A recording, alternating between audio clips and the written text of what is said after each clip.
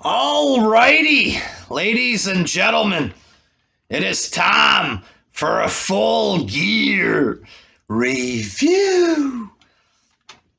Cheap name or pay-per-view there, full gear, and the designs, it was all the gear over the eyes of the wrestlers or whatever, little corny, little amateur looking in my opinion there. I'm about half and half on the show kind of deal. Some stuff was okay. You had some trash on it though. The buy-in match. Serena Deeb versus Allison Kay. This was okay, I guess. A throwaway women's match with another company's belt on the line. No build, no nothing. It was throwaway-ish, I guess. First official pay-per-view match. Kenny Omega defeated Hangman Page. Kenny Omega's entrance, it was two Japanese women with brooms or whatever. Apparently, this was a big reference to a video game. Which game? I have no clue there. Can't like Kenny Omega keep his obsession with games separate from wrestling? You know what I mean? Like they were explaining the cleaner nickname or whatever. Apparently, because he would blow he was probably blowing something else there, but he was blowing in the video game cartridges to clean them like Nintendo. Like every kid did that with the Nintendo. Apparently, because Kenny did that to clean the games, that's why they call him the cleaner. That's his nickname is based off of video games or whatever. Can you imagine Hulk Hogan, a serious, real wrestler back in the day there, talking about video games, has his big inspiration or whatever? When I was young, brother, I used to blow in the games, dude. They called me the gamer, brother. Could you imagine Hogan like this? You know what I mean? And people were complaining about Rusev and his video game storyline. People say it's dumb, it's stupid because it's about video games. Kenny Omega's whole life seems to revolve around games or whatever. You know, it's pretty lame, this guy, his shtick of wanting to jack off to games and the Japanese or whatever. The match itself was okay, a good enough match or whatever, but it's not as good as people try to make it out to be. The guy just moves around like a goof too much. I don't want to sound like Cornette, but it's true. The way he looks and the goofiness, and it just takes away from the match. And there's a lot of doing the same shit, the knee strikes, time and time again. The other guy just keeps trying to go for the clothesline, and it's, you know, it's very repetitive, the match is. I don't see the big 7-star sensation. I don't see a superstar here. He's more like an autistic guy or something, the way he operates there, the fixations on the games there, dressing up like Princess Jasmine or whatever, the obsession with the Japanese, the way he talks, and they say during the match, oh, he's an introvert. You know, maybe he's a little weird, this dude, or something. You know, because normally a real star wrestler, it's not about video games there, but the match was okay, I guess. Second match, Orange Cassidy defeated John Silver, a little midget guy or whatever. So you had some comedy stuff. the hands in the pockets, then the guy goes inside the pockets and rips out the pockets, puts it in his mouth or whatever, and I guess this was supposed to be very funny or what. They're so hilarious, these modern wrestlers. They're so hilarious. So then the match got a bit more serious, bit more wrestling for 5-6 minutes, and it was done there. This was not a pay-per-view worthy match. It was supposed to be on the buy-in to begin with, and that's where it belonged there. Not worthy of pay-per-view. Why these fans were crying for this to be on the pay-per-view is beyond me there. But third match, Cody Rhodes versus Darby Allin for the TNT title. Darby Allin defeated Cody Rhodes. This was a good enough match, I guess. Some of the parts were okay. When Cody did some kind of arm thing and threw him on the ramp, I enjoyed that move or whatever. But I can't take this Darby Allin guy seriously. He's just way too small. His face, the paint, the skater boy gimmick there, tights with shorts on top of his tights or whatever. Some kind of weirdo guy there, some kind of alternative rock skater guy, whatever the fuck he is there. Kind of looks more like a gay stripper, his face, to be honest. I have a hard time taking him as a serious champion wrestler. Me personally there.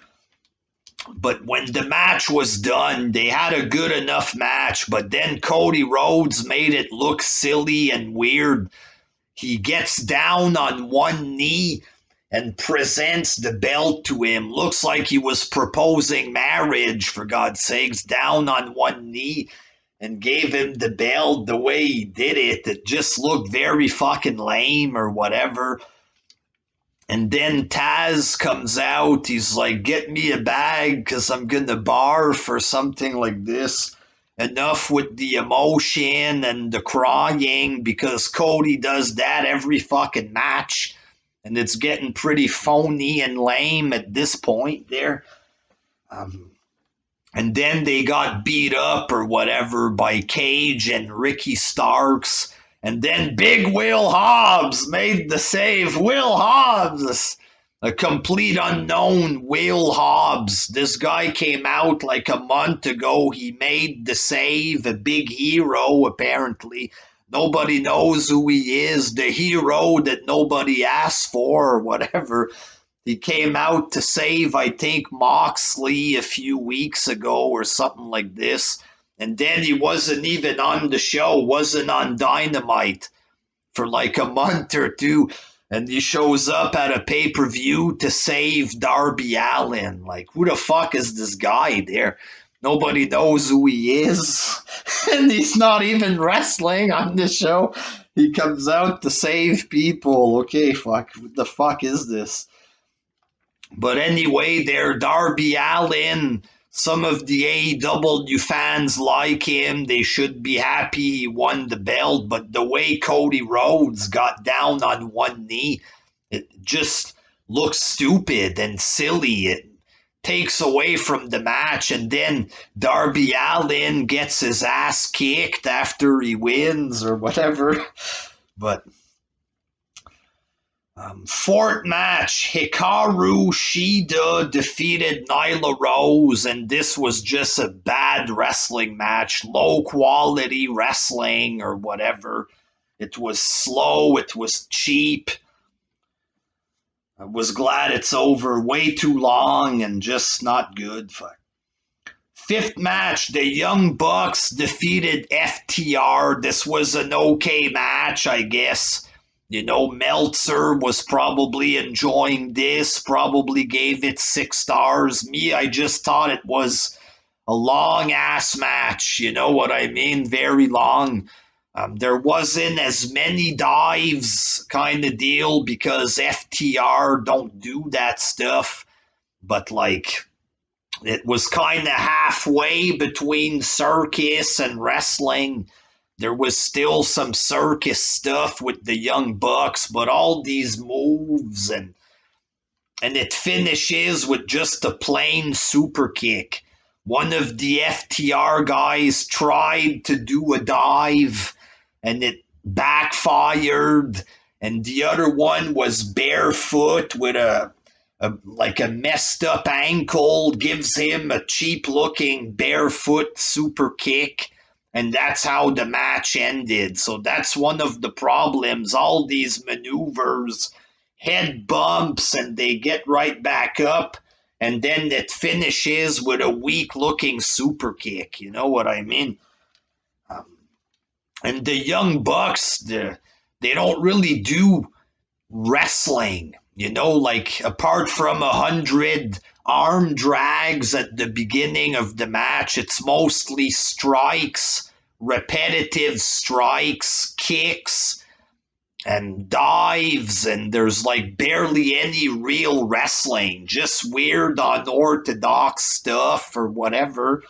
And super kicks, like, do these guys actually know how to wrestle or whatever? Like they don't know how to sail, for fuck's sake. But during the match, at some point, they were referencing the backyard wrestling that the Young Bucks have done. How low budget does it look when they're talking about backyard wrestling? Oh, Nick jumped on the fence and split his leg open. Doesn't that look amateurish there? Oh, great backyard wrestling. Hurt his leg on the fence. Oh, it's just seems very amateur there, but the Young Bucks won. They won their big dream match. Honestly, I expected more stuff. It just seemed like a plain match to me compared to what they normally do. And it just had a weak finish, I think, there. Oh, it's because they never do dives, and they did a dive and gave him super kick. It all makes sense in the story arc. Long-term storytelling. AEW. But really, it's just a match that's like really long with no real wrestling. The other guys were doing wrestling, FTR there, but Young Bucks, there's no moves. There's no real wrestling. It's just flip, flip, flip, flip. I don't know. Maybe I'm just too old for this modern wrestling there. In the sixth match, Matt Hardy defeated Sammy Guevara in the Elite Deletion, and this I thought was the best match of the show there. It was Matt Hardy doing his stuff. There was a monster truck. You had Gangrel in this match there. Hurricane was there. And at the end, it got pretty gruesome when they got into like this big garage with a ring there. The chair shot, the final chair shot, it looked like they were going to kill him or whatever. The way they put him on in the garbage at the end, it looked like I was watching someone getting killed in a horror movie kind of deal there. But I thought this was pretty good there. Senor Benjamin driving the truck at the end or whatever. I thought this was pretty good. Seventh match, MJF defeated Chris Jericho, and this was not so good. Coming off the Elite Deletion, it had that filler, boring feel to it, like a cool down match after a big match or whatever. After seeing Elite Deletion, you look at that, it's like, ooh, fuck, it just felt boring. It was slow. Like, even MJF was slower than Jericho, that's 50 years old or whatever. And then it ended with a Guerrero finish. Jericho with the bat, the other one dives on the ground, referee distraction, and then a roll up. So the match was super, like, nothing happened in this match, super slow with fuck all there, and they rip off Guerrero for the finish, pretty cheap. Um, Jericho, when he was climbing on the ropes and giving him punch, it was like that, like super fake looking there. Some of the fakest looking punches I've ever seen from Jericho. It was weird there. Um, People are going to say the Guerrero finish is okay because Jericho was Eddie's friend, but it's still ripping off WWE. You know what I mean? On one hand, they constantly bash WWE. We're not going to rely on storylines like WWE. You're conditioned by the WWE to believe this and that. But then on the other hand, they rip them off as much as they can. You know what I'm saying? And nobody calls them out on it or whatever. But in the main event, Jon Moxley defeated Eddie Kingston. And this is the main reason I thought the show wasn't worth $50 because of this match. Like, first of all, the match was... It was an I Quit match. Ambrose won with the fucking choke finish, some barbed wire with a choke or whatever. But it was like a generic hardcore match there, like barbed wire, thumbtack, the same match we've seen 1,000 times.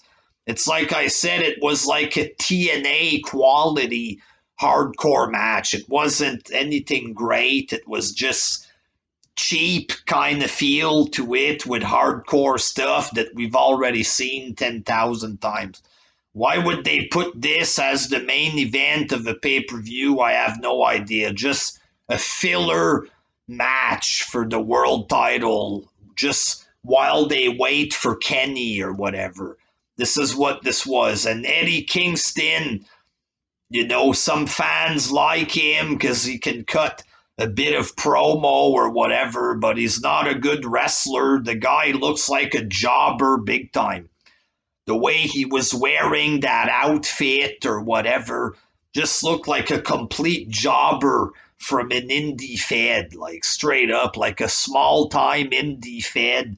The outfit, and it just seemed like a low quality indie match is what this looked like. You know what I mean? But AEW, fuck. I thought the show was okay, I guess. If it was an indie pay-per-view, it's going to be indie. You pay $9.99 for it. It might have been an okay show there.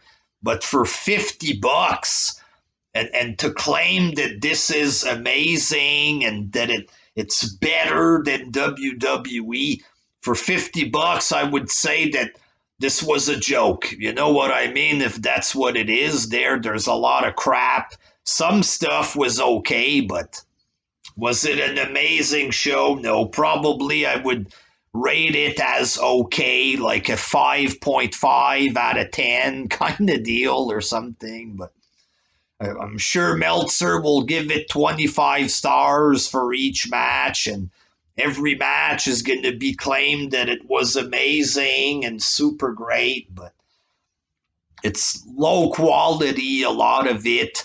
The best match I thought for the entertainment was the Elite Deletion there, but it's not for me, this fit. It's for guys that jack off to the Japanese and Zelda, maybe Kenny Omega. You go to his house, he has men dressed up as Super Mario running around his apartment or whatever. Probably a big pipe sticks out of the ground and Kenny jumps inside the pipe and does sound effects with his mouth or whatever there, and he wrestles with Luigi, and he ends up with Toad in his bedroom or something like this there, but it might be for people like that. You know what I mean there, but you know, like I said, okay show, but not an amazing one. I'm not going to claim it was amazing. Until next time, peace. Ha! Not worth $50 there. Ha!